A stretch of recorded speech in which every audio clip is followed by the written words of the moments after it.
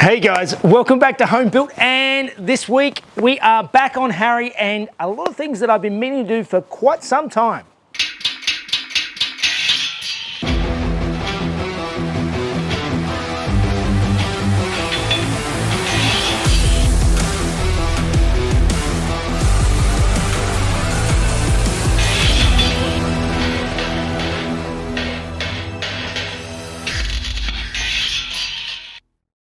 Alright guys, welcome back, and as many of you know, this is Harry, my 1974 Porsche 911 that is roughly resembling a 1973 RSR. If you missed the series, I'll put a link up above so you can catch up, and like always, think about subscribing and doing all that sort of stuff. It definitely helps out the channel. So, I've had Harry for several years now, and one of the big things that really is difficult on the road with this car is the sun that beats in through the windows. I actually have electric aircon in this car. It works great, but because you sit so close to the windows, you just get blasted the whole time, and I am going to do something about that today. One thing I noticed when I did the Adelaide Rally 18 months ago or so, they gave me a windscreen banner, and I noticed how much of the sun that actually blocks out. As opposed to modern cars, you have tiny pillars, you're in a fishbowl in this car, but you're also sitting very close to the windscreen. So you're just getting blasted through at every angle. And what I'm going to do today, I'm going to add a banner across the top of the window, add some tint, clear tint, to the car, so it keeps the feel of a untinted car but blocks 98% of the UV and all that sort of stuff. So let's get stuck into it. Time to start cleaning the windscreen, and I think I'll start with that end first. I start by cleaning the window thoroughly with a razor blade, and then I lay on my window banner, getting it nice and straight and square and even. Using my teeth to peel apart the layers is actually the best way with this stuff, and half at a time, same way as I put stickers on, gets it nice and smooth and even.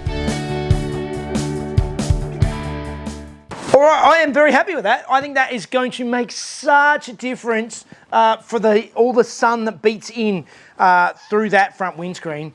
It still gives me plenty of visibility. It's going to be a big addition to driving in the hot Australian summers, because it gets quite hot here. All right, so now I'm going to start working my way back on the car and actually tinting all the sides and the rear of the car. And what I'm using is Black Armor. This is a 70% film, so basically it lets through 70% of the light is how they say it, but basically it's almost clear tint.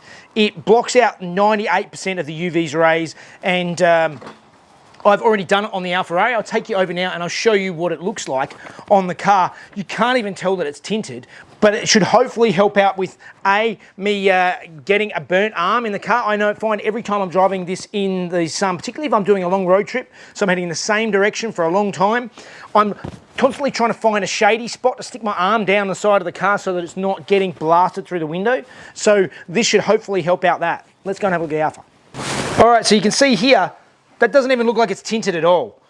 If I open up the car, you can sort of see that it is barely tinted. It basically looks just like modern glass, which has its tint already built into it. But this, of course, on these older cars, that was completely clear glass. So that way you get the look of an untinted car, but actually have the comfort of window tint. So for tinting the windows, you start by laying the film on the outside of the window and trim it to shape and get the shape nice and even. Then I go through, clean the inside thoroughly, again using my teeth to pull the tint apart, and laying it on with lots of my slip solution and just squeezing out all the bubbles. You've got to make sure you thoroughly clean it before you lay it on. So with this window, I do it the same way, trimming the sides and the base, but then I actually wind the window down a little bit and use the top of the window to trim the shape so I get a perfectly neat and even layer.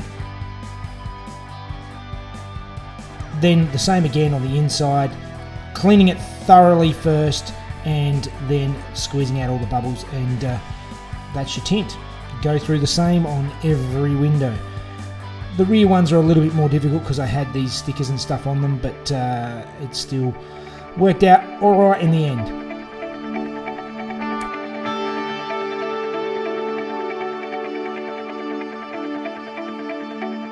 So the rear window is extra difficult because of the curves in it. So I lay the film on and then squeegee down the centre to sort of get it relatively even, and then squeegee down the sides and let all the wrinkles go to the top and the bottom. And then with the heat gun, I'm going through and heating up all of the wrinkles and basically shrinking the film so that it takes the shape of the window. This is quite a difficult process, but not as bad as it was when I was trying to do it on the Alpha. But putting it into the inside was very difficult. All right, window tint's done. The back window is horrible, but with the roll cage in there, it is extremely hard to get in there. So I'm going to leave it for now. I'm not too fussed. I can have another go at it later. But now I think it's time to give Harry a bit of a service, because I've done 10,000 kilometres in this car in the last year. So I think it's time to show Harry a bit of love.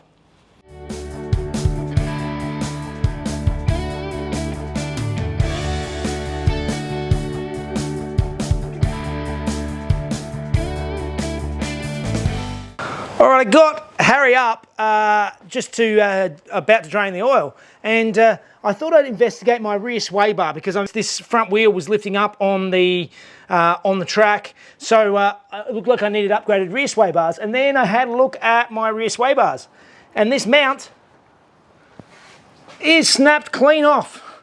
So that is currently doing absolutely nothing. So yeah, that might be at least some of my problem right there.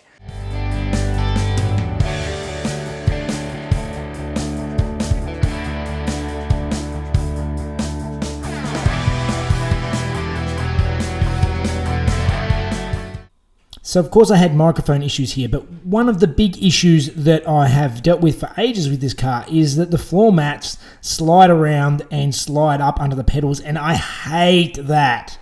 So today I'm going to do something about it.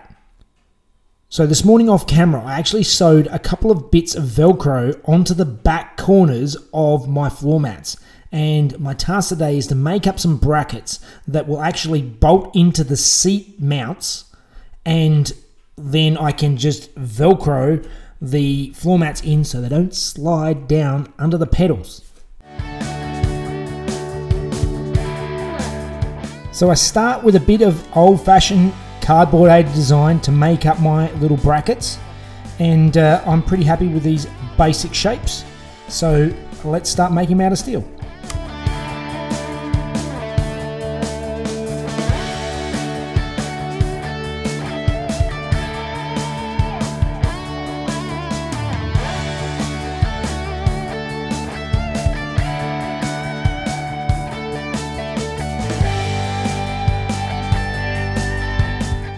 So these really are overkill for floor mat brackets, but get the TIG welder out and just weld in the corners, coat of paint, and they look $1,000,000.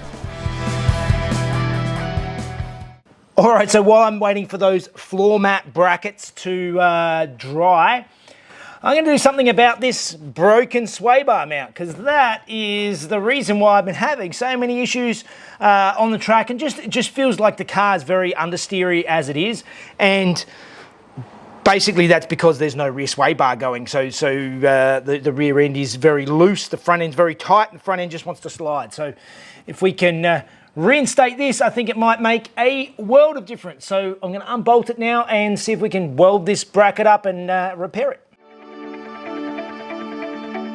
So I give the brackets a nice clean up first, and it's much easier using the World Class MIG on this job just because it's across the workshop and it's much easier to just MIG them up. I made sure I put bolts in the holes so that I can get slag and wreck the threads.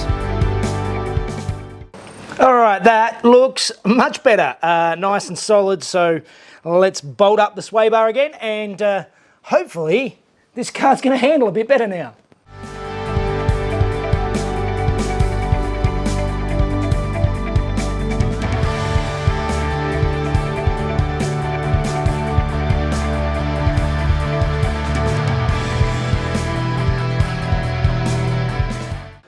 right, so my mounts are made up, and they don't actually look too terrible. You're not really going to see them, but yeah, I used a bit of spray adhesive to glue the fuzzy side of the Velcro on, and then I've used a couple of M4 bolts here just because I want to have a little bit of mechanical attachment to the Velcro as well, because sometimes this adhesive is really good stuff, but it can still peel up and peel away, and this will just give it some, you know, mechanical bonding as well. So let's put them in the car, see how they go.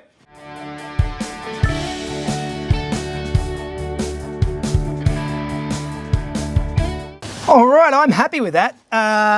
Ignore how dirty the carpet is. I try to give it a quick vacuum, but that now, Velcro's on nicely in both corners. It's probably hard to see back there, but now when it's Velcro down in place, the floor mats don't move. They're nice and solid, so that is not going to keep slipping down into the footwell. I am very happy with that. It's all of these little tiny touches that make the car so much nicer to live with. So yes, I do need to do something about the carpet, but that will be at a later date. All right, well, that's a quick update on Harry, and a lot of these are just things that make the car better to live with. Because I drive Harry quite a bit, I do use it a lot. As I said, I've done about 10,000 kilometres in the last year or so, gone to Adelaide and to Albury. I've got another trip to Albury coming up for Luftwasser. So it's just going to make it more comfortable, make the air conditioning work more efficiently using with the Tint now. And yeah, sway bar mounts, I was wondering why it wasn't handling well. That's helped out. And the floor mats moving around. Just these little things just make it so much better. So anyway, hope you enjoyed that little update on Harry. If you like it, do all the things, like, subscribe. Join me for the Ferrari build. There's still more to go on that, and the new truck build. So all right, hopefully I'll see you on the next one. See you guys.